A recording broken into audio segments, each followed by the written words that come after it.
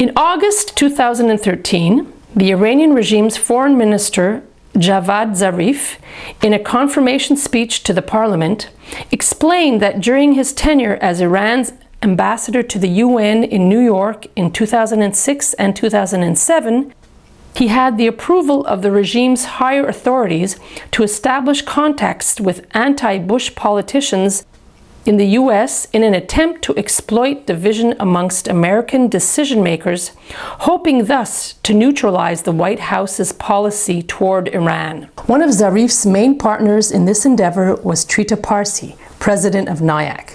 According to Parsi's emails and NIAC's documents, he met with Javad Zarif in March and April 2006 and started arranging meetings between Congress members and Zarif.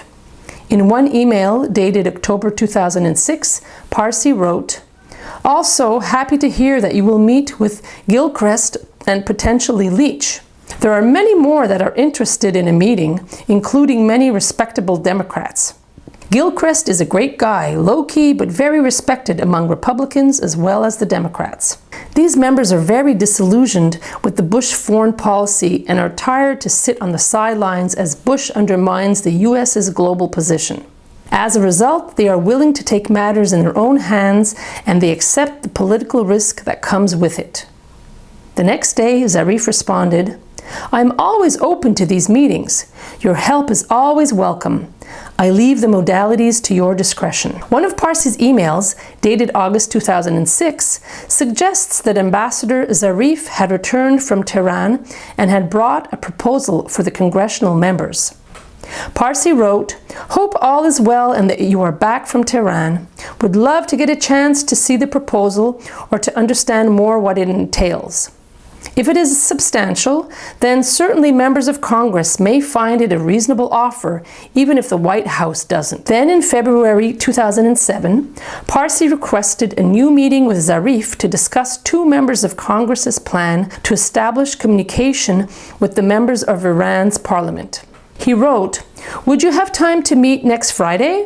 I'm having a meeting with Gilchrist and Meeks, and they asked for our assistance in getting some communication going between the parliamentarians." Samuel Gardner, one of NIAC's expert witnesses in the defamation lawsuit, testified that a group of members of Congress who opposed Bush's policy toward Iran regularly met to coordinate their efforts and planned to meet members of the Iranian parliament.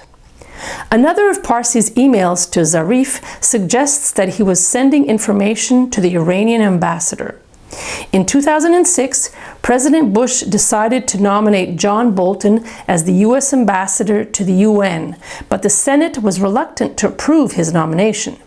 The issue was important for the Iranian regime, and they followed the matter very closely because Bolton favored more hawkish policies against Iran, and his nomination could affect Iran negatively. On September 28, 2006, Trita Parsi sent an email to Ambassador Zarif. His email contained a press report headed, "UN Envoy Bolton unlikely to get US Senate vote." In addition to the press report, Parsi added his own personal note, informing Zarif that, "From what I hear, the below article still stands." He meant that his contacts on the Hill assured him that Bolton's nomination would not get approval. Parsi was clearly sending information to the Iranian regime.